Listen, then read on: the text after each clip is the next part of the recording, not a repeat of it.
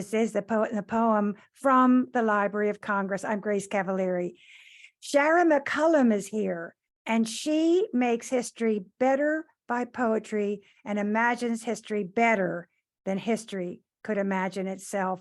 Shara, what have you done? What is this book about? Well, the book is an alternate account of history. And first of all, Grace, it's so wonderful to see you again. Thank you for having me back on the program. And it is a history predicated on a thread from the life of the 18th century Scottish poet Robert Burns.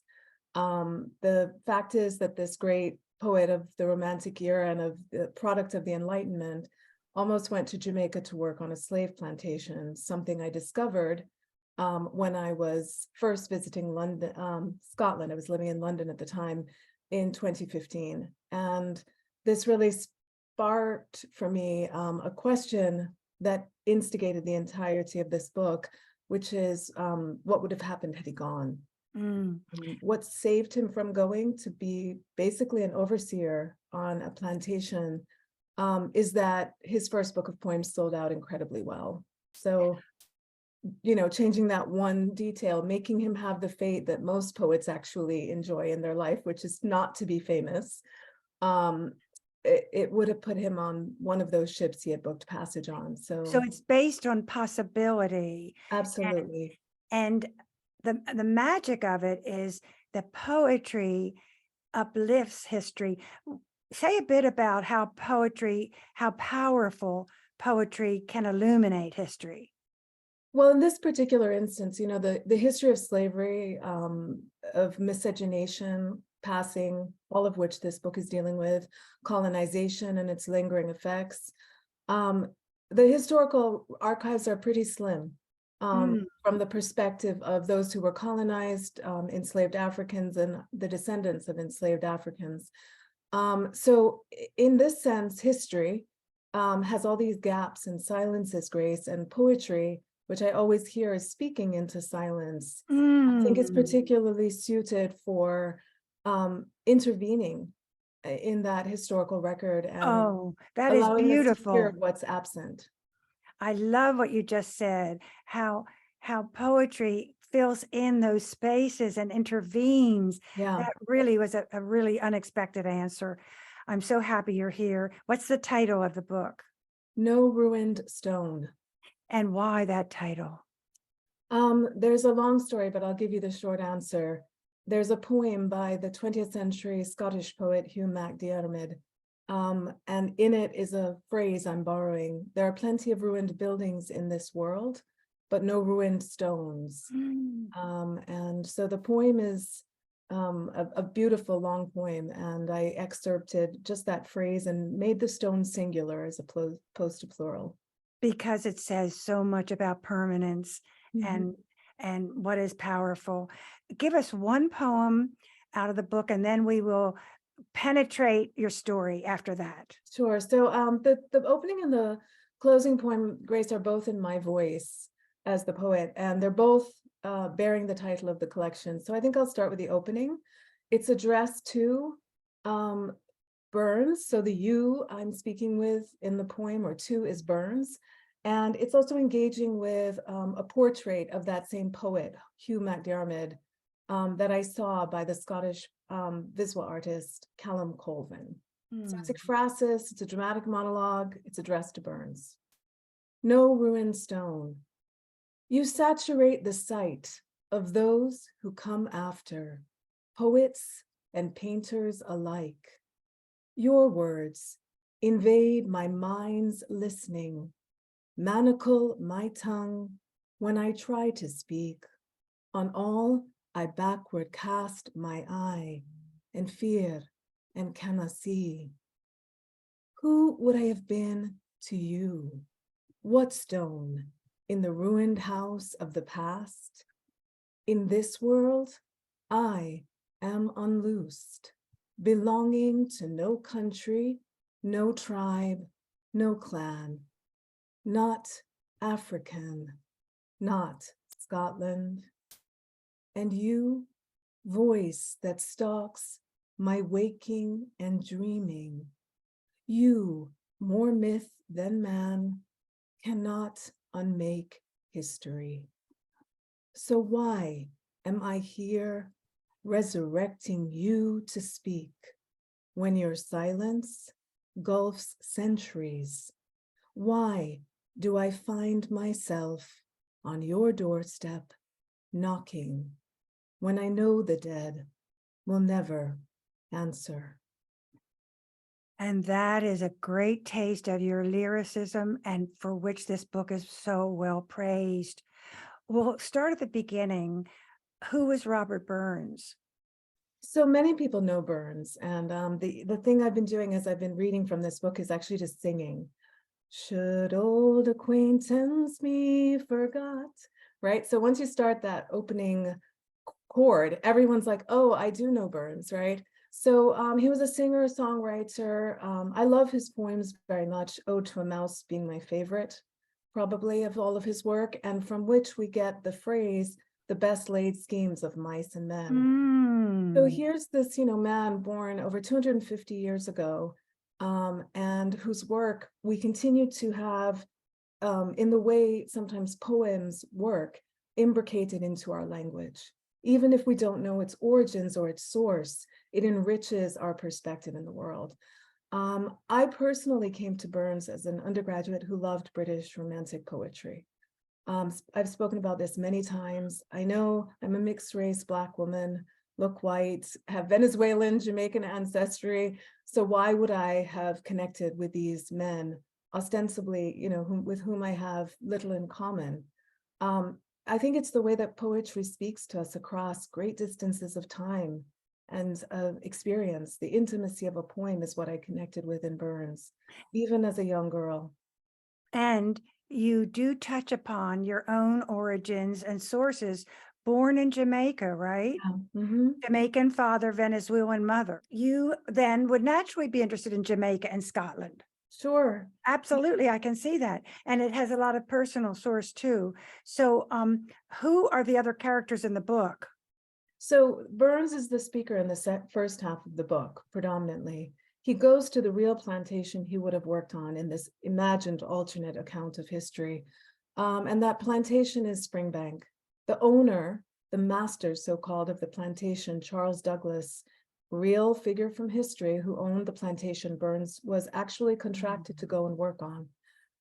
And Burns is principally the character who speaks. His brother Gilbert, he is often speaking to, or maybe at some point you wonder if he's just speaking to himself in some of these poems that I have in his voice.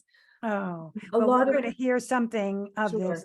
Oh, continue. There are three more characters. There are. So an enslaved African woman on that plantation, Nancy, born in Africa and abducted and transported across the Atlantic by the Middle Passage. Burns meets her, has a multi-year relationship with her. They bear a child. That child is raped by the master of the plantation. And out of that comes the birth of the speaker of the second half of the book, Isabella. Right. Isabella, mixed race, Black woman who looks white and ends up passing for white. And the complexity of that narrative is exposed in the different speakers that I have in this collection, principally Burns and Isabella. But that's the bones of it, Grace. It is a dramatic piece of literature, for sure. It's dramatic literature as well as a book of poems, and fascinating because of the voices.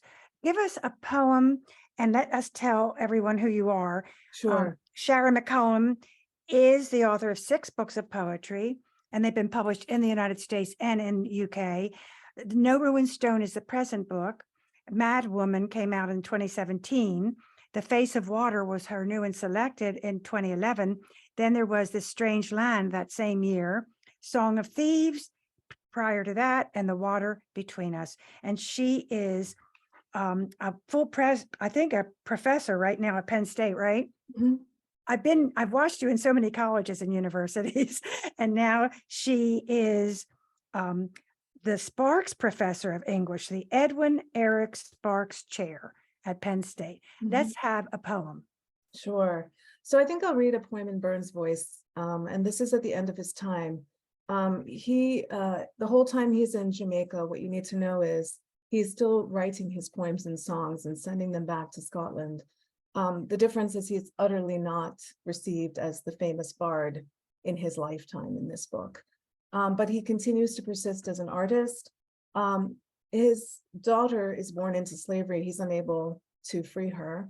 And he dies 10 years into his stay in Jamaica, feeling really utterly a failure as a man, a human being, as a poet, and struggling against that, as well as the mental illness and poor physical health he suffered in his real life, I have play out in this alternate space.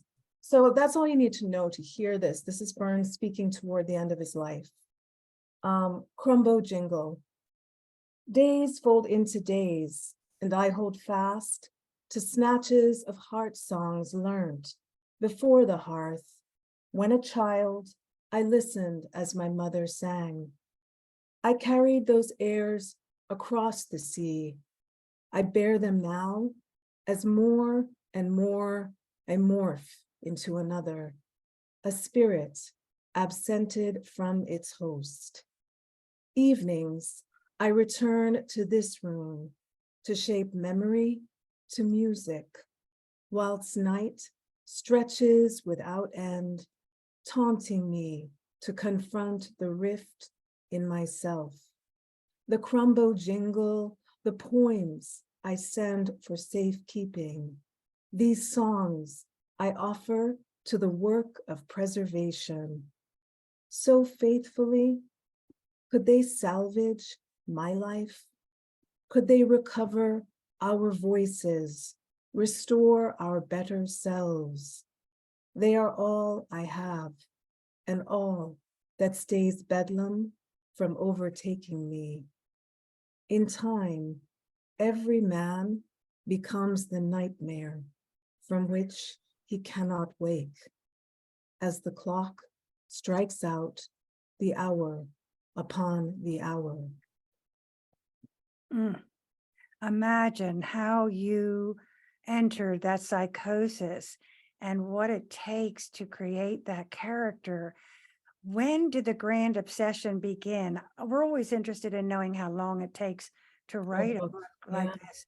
What I know you said as a graduate student you were interested, but what was the day you said, I have got to bring this to life? So it was actually in my undergraduate years. So I started university at 17, turning 18. So in many ways, I think as a writer, we carry the stories in us without sometimes knowing when the set of circumstances will come together. In graduate school, I wrote one of my comprehensive exams for my PhD was on tracing the tragic mulatta, that character in African-American literature. Has it been published? No. That's got to be published. No, it doesn't need to be. It was just a comprehensive exam, truly. But I think about those threads of learning, that I thought would not inform the poetry necessarily directly. And I think it's really when I was met with that question, and I thought about it's kind of like all those forces that come together in a moment. All my life, obviously, I carry the surname McCallum. It's my father's. And people have often asked me, Grace, if I'm Scottish. And I have to say to them, my name is patrilineal and my father's father was a Black Jamaican. So if I'm Scottish, not perhaps in the way you're imagining right now. And so I think like all of those kinds of threads of experience that we have as readers, as humans, they were what led to this obsession. The book took 3 years from that question, what would have happened had he gone, for me to write the poems. And in that interim, I was finishing a previous collection, Mad Woman. I was moving house. I was, teaching, doing other things, but I kept coming back to it through research. I've always loved research. I visited the archives. I made many trips to Scotland, kept turning over in my head, how am I going to do this? How will I meet this question with poetry? It's really a novelist's question. What would have happened had he gone? Right. And so I, as a poet, ask poetry to answer the question of a novel in these lyric, dramatic poems, but that over the course of the book have that kind of novelistic arc. I'm glad you mentioned that because it is at the heart of it. What if? Yeah. What if? And that is the novelist in you. Let us have two poems from No Ruined Stone. Sharon McCallum is here with her great, vast interest and knowledge and beauty. Thank you, Grace. I will read a poem in Isabellas Voice. And as I mentioned, the name of this plantation, Springbank, that's where Isabella was born and spent almost the first decade of her life. And Again, remind us who she is. she is the granddaughter of Robert Burns. And she, you will hear in this poem how she escapes. Her father is Douglas, the master of the plantation, who rapes her mother. And her mother dies in childbirth, and Isabella is raised by her grandmother, Nancy Burns, paramour, the enslaved African with whom he has a relationship. Did he actually marry Nancy? No, I mean, there's not a great word, and that's one of the things that I try hard to talk about and unpack in this book, is levels of power relationships. You know, from Burns' perspective in the first half of the book, he thinks he loves Nancy. In the second half of the book, Isabella is constantly asking, her grandmother has died. Isabella's in Scotland, it's 1825, slavery's ongoing. And she has come of age and is asking, what does that kind of love mean? What in the context of slavery could that have possibly meant for her grandmother? What a question. So I'll read a poem maybe that, now that we've spoken about it, I'm thinking I'll change my mind. And I'll read a poem that speaks to Burns, but Isabella's frustration with her inheritance and the fact that she cannot acknowledge her grandfather, who, by the way, when he dies, he becomes the famous bard. Here she's in Scotland, he's having this heyday, his work is having a heyday in his death, and she can't acknowledge that because that would mean she'd no longer be passing for white. And that's at the end of the story. That's in the second half of the book. Yeah. I'm dealing with this. She's So- also married to a white Scotsman who doesn't know the truth of her ancestry. So for Isabella, there's huge danger involved with, you ask that, you know, question, why would somebody pass? It's to escape slavery. It's to have the opportunity to live the life of a white woman, which is full of more privilege than she would have enjoyed, obviously, as a Black woman born into slavery. So there's a kind of existential angst for Isabella, but there's also the emotional question of, who are you betraying doing this? Yes. And the Who- secrets that must be and the held. secrets and the danger. I mean, all of that's in this second half of the book. So, Fabulous. and she's indebted to her grandmother, who's the person she loves maybe best in this world. Well, give us one or two poems, and we Yeah. are now on your track. We've got you. Inheritance. My grandmother taught me to fear the sea. She crossed first as a girl on that passage. Her mother's voice lost, her language lost, each lullaby swallowed by the sea's cavernous din. The roiling waves she'd meet again and again in dreams, moaning, thrashing, waking years later, urging me each time, remember, with every surface, what lies beneath.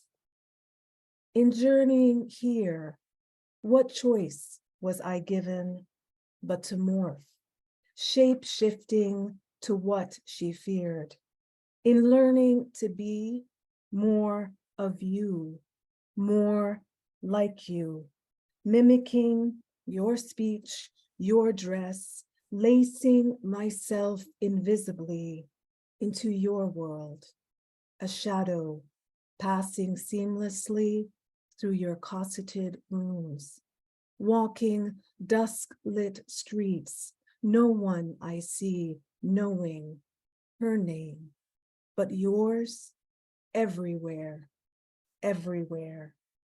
How have I not betrayed her? In death, my life, erasing and erasing her. Powerful. Let's have another.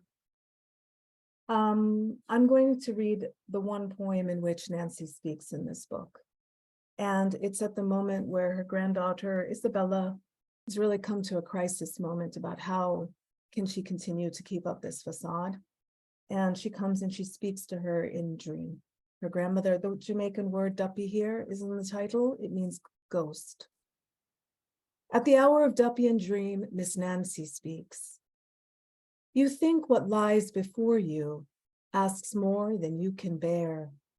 But I am with you now, as I was when you came into this world, your one eye looking forward, your other forever looking back.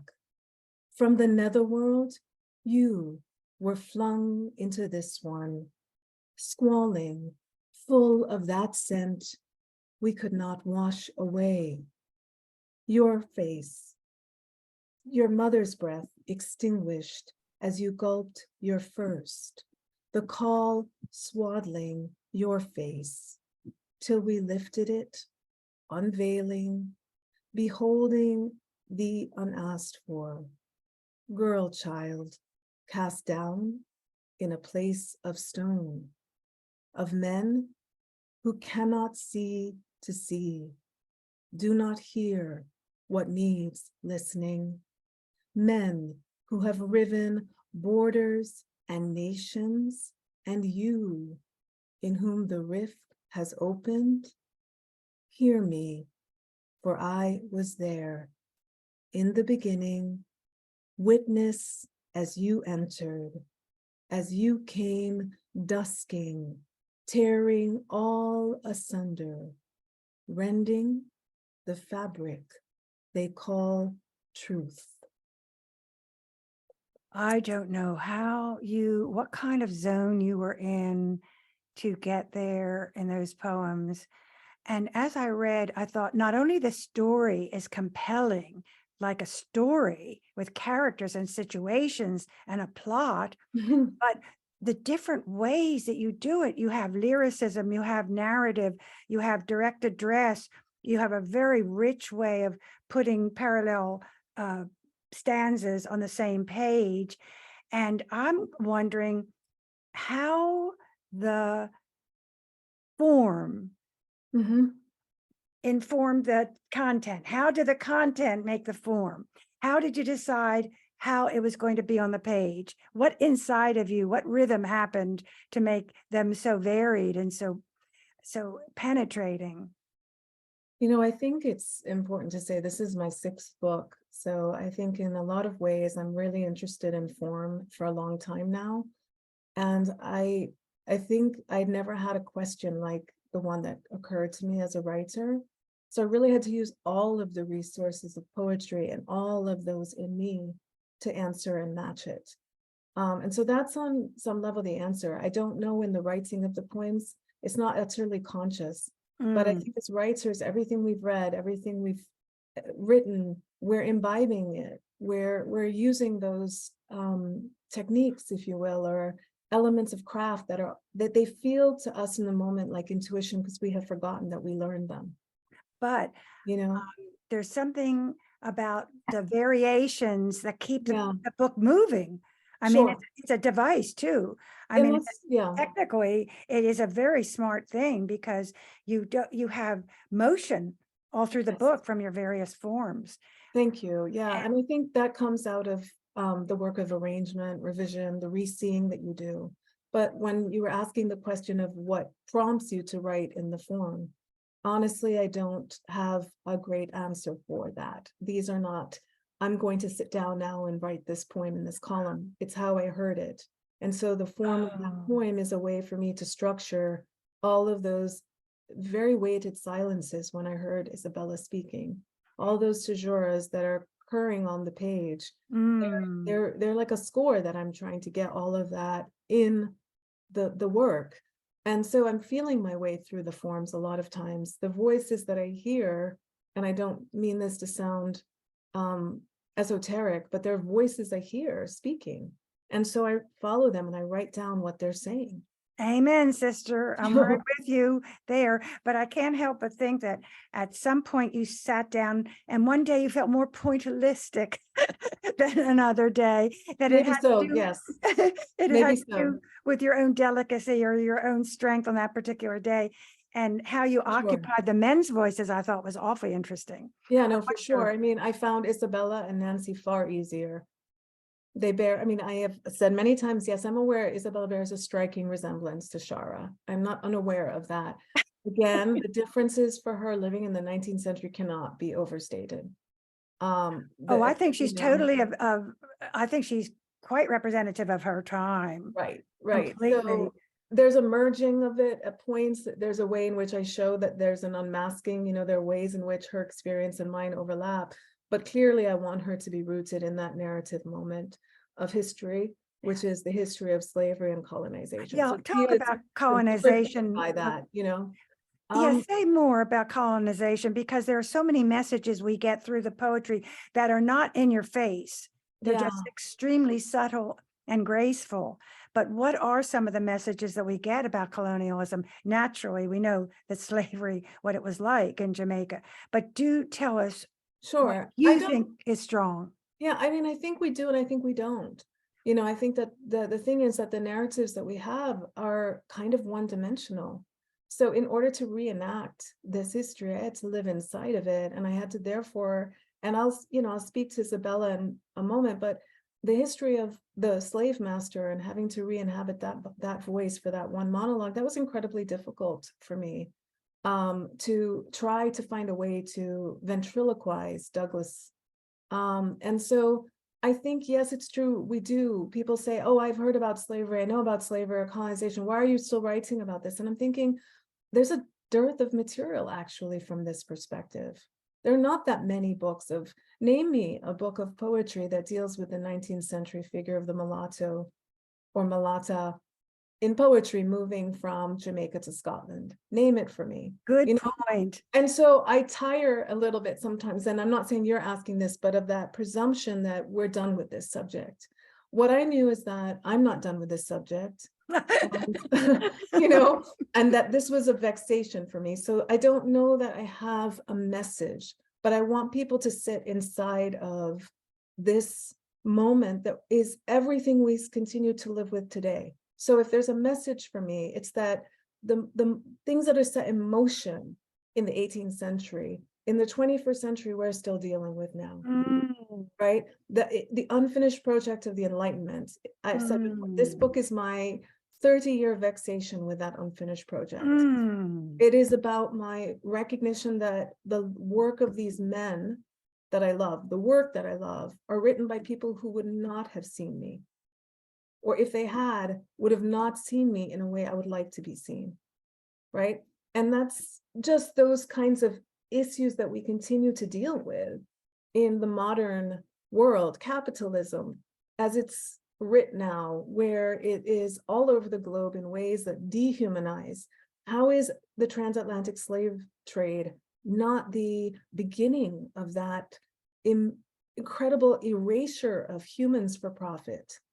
The notion that people, and that's one of the ways I got to Douglas's voice, was thinking about why would somebody believe what Douglas believes? What would allow you to believe that?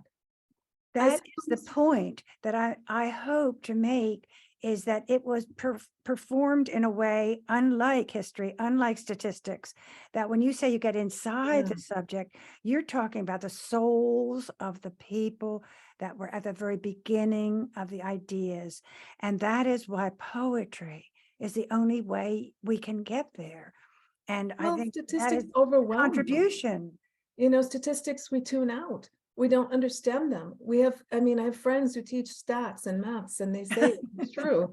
As humans, we have really poor comprehension of stats. But this is just known. But take one person, it's like make it someone's mother, make it someone's child, and then all of a sudden the engagement with the cost, the enduring cost of slavery and colonization for those of us who have this experience that we carry in our bodies, in our genes, in our histories. That's what I wanted people to sit with and live with me, because it's. And you did, Sharon McCallum. I want to tell you, you did that. You created people who will live longer than we will, and who have good and bad, gave their vibrations on the page. And you have told us how it feels, not Mhm. only what happened. And that is the point I want to make. May we have a final poem? Of course, I think I will close with the poem that is when I come back and speak in my voice at the end. And it is a poem I wrote on the anniversary of my own grandmother's death when I was in Scotland in May in 2018. And it is also for all of my ancestors. No ruined stone. When the dead return, they will come to you in dream, and in waking will be the bird knocking, knocking against glass, seeking a way in, will masquerade as the wind, its voice made audible by the tongues of leaves, greedily lapping as the waves' self-made fugue is a turning and returning. The dead will not then nor ever again desert you. Their unrest will be the coat cloaking you. The farther you journey from them, the more distance will maw in you. Time and place gulching when the dead return to demand accounting. Wanting and wanting and wanting everything you have to give, and nothing will quench or unhunger them as they take all you make as offering, then tell you to begin again. The voice of Shara McCallum from No Ruined Stone. And this is the poet and the poem from the Library of Congress. The series is produced by Forest Woods Media Productions. Post-production by Mike Turpin, MET Studios. We wish to thank the Library of Congress for making the program possible. Funding was provided by the Snippet Fund, by Natalie Canavore, and by Sandy Jackson Cohen.